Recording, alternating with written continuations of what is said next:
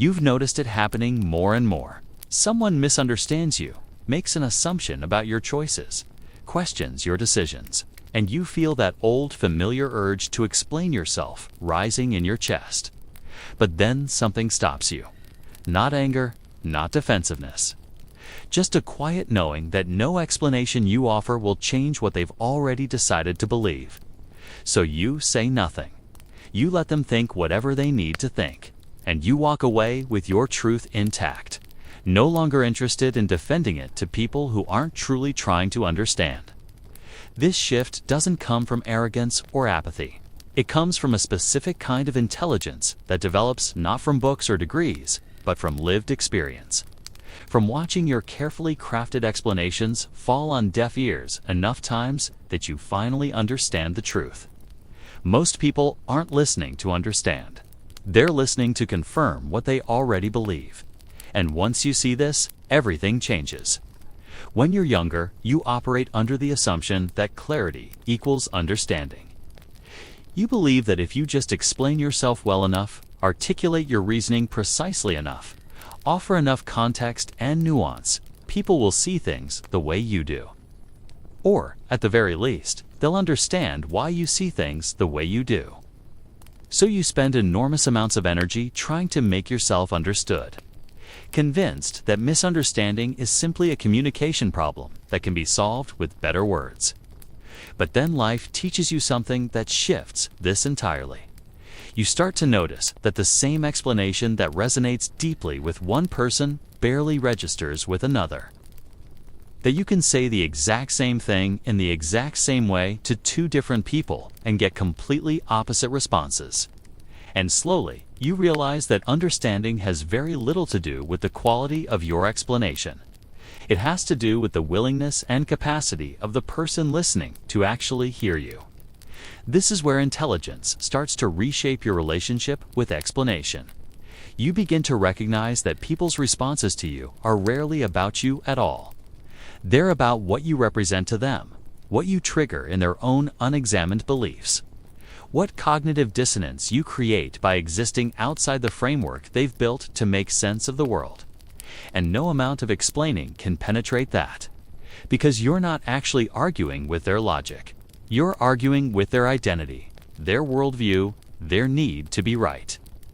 The brain has a feature called confirmation bias, which means it automatically seeks out information that supports what it already believes, and dismisses information that contradicts it. This happens unconsciously, which is why people can be presented with facts, evidence, well-reasoned arguments, and still walk away believing exactly what they believed before. Their brain literally filters out anything that doesn't fit their existing narrative. So when you're explaining yourself to someone who has already decided who you are, or what you represent, you're not actually communicating. You're just offering them more material to selectively interpret in whatever way confirms their pre-existing conclusion. Understanding this is liberating in a way that's hard to articulate until you experience it. Because once you see that most disagreements aren't intellectual, they're psychological, you stop treating them as problems you need to solve. You stop believing that if you just find the right words, the right tone, the right example, you'll finally break through. You accept that some people are simply not in a place to hear you, and that's not your failure. It's just reality. This doesn't mean you stop explaining yourself entirely. It means you become radically selective about when and to whom you offer explanations. You start to recognize the difference between someone who is genuinely curious and someone who is gathering ammunition, between someone asking a question because they want to understand and someone asking a question because they want to trap you. And you learn to honor that distinction by saving your energy for the people who have actually earned access to your internal world. There's a particular kind of person who almost never needs you to explain yourself, and once you encounter them, you understand what real communication feels like. These are the people who listen without an agenda, who can hold space for perspectives different from their own without feeling threatened, who ask questions to clarify rather than to challenge. And with these people, explanation feels effortless.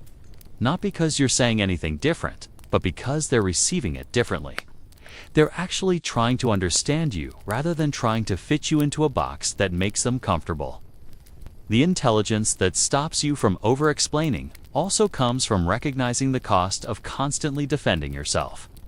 Every time you explain yourself to someone who isn't really listening, you're giving away a piece of your power. You're suggesting that their opinion of you matters more than your own, that you need their approval or understanding to validate your choices. And over time, this erodes your relationship with yourself, because you start to internalize the idea that you owe people explanations, that your existence needs to be justified, that being misunderstood is a problem you're responsible for solving. But the truth is that being misunderstood is often simply the écrasage of being yourself in a world where most people are performing versions of themselves designed to be acceptable. When you make choices that prioritize your values over social approval, when you set boundaries that protect your energy, when you pursue paths that don't make sense to people still following the script they were handed, you become illegible to those who are still trying to color inside the lines. And their confusion or judgment says nothing about the validity of your choices. It just reflects the limits of their current understanding. This is why the smartest people you know often seem unbothered by criticism or misunderstanding. It's not that they don't care what people think, it's that they've developed the discernment to know which opinions actually matter and which ones are just noise. They've learned to distinguish between feedback that's rooted in genuine care and insight, and criticism that's rooted in someone else's discomfort with who they are. And they've given themselves permission to disregard the latter without guilt. There's also a neurological component to this shift. As you gain experience and develop what researchers call crystallized intelligence, your brain becomes better at pattern recognition. You start to see the same dynamics playing out over and over in different contexts. You notice that certain types of people always respond the same way, regardless of what you say. That certain conversations always follow the same script. That certain conflicts are fundamentally unresolvable because they're not really about the surface issue at all. And once you can see these patterns, you stop engaging with them as if they're unique situations requiring unique responses. You recognize them for what they are and opt out. This opting out can look like indifference to people who don't understand it. They see your refusal to engage as dismissiveness or intellectual laziness. But it's actually the opposite. It's an incredibly sophisticated form of energy management. You've done the math and realized that the return on investment for explaining yourself to people who aren't genuinely listening is essentially zero. So you redirect that energy toward things that actually matter. Toward relationships where you are seen and understood. Toward work that fulfills you. Toward internal growth that doesn't require external validation. The paradox is that the less you explain yourself, the more people respect you. Not everyone, of course. Some people will be offended by your refusal to justify yourself to them, but those aren't your people anyway. The people who are meant to understand you will do so with minimal explanation. And the people who aren't meant to understand you won't, no matter how much you explain. And somewhere in accepting this, you find a freedom you didn't know was possible. This freedom shows up as a kind of quietness, a centeredness that doesn't waver based on whether people approve of you or not. You stop performing your reasoning for an audience. You stop crafting elaborate defenses for choices that don't require defending. You simply live according to your values and let your life speak for itself. And the people who are supposed to get it will get it. And the people who don't never would have, regardless of how articulate you were. There's grief in this realization too, because part of you still wants to be understood by everyone. Part of you still believes that if you could just find the right words, you could bridge any gap, resolve any conflict, make anyone see what you see. But maturity means accepting that this is a fantasy, that understanding requires two willing participants, and that you can only control your half of that equation. The other person has to meet you there. And if they don't, no amount of explanation will create a bridge across that distance. So you stop trying, not because you've given up on connection, but because you've learned to honor it by refusing to cheapen it. Real understanding doesn't require you to defend yourself. It doesn't demand that you shrink or over-explain or make yourself palatable. It simply sees you and accepts what it sees. And anything less than that isn't actually understanding at all. It's just someone trying to make you fit their narrative. And you're no longer interested in contorting yourself to make other people comfortable. This is the intelligence that comes not from knowing more, but from understanding more. From recognizing the limits of language and the depths of human psychology. From accepting that clarity of expression cannot overcome willful misunderstanding. From choosing your battles not based on what you could win, but based on what's worth fighting for in the first place. And most of the time, other people's opinions of you simply aren't worth it.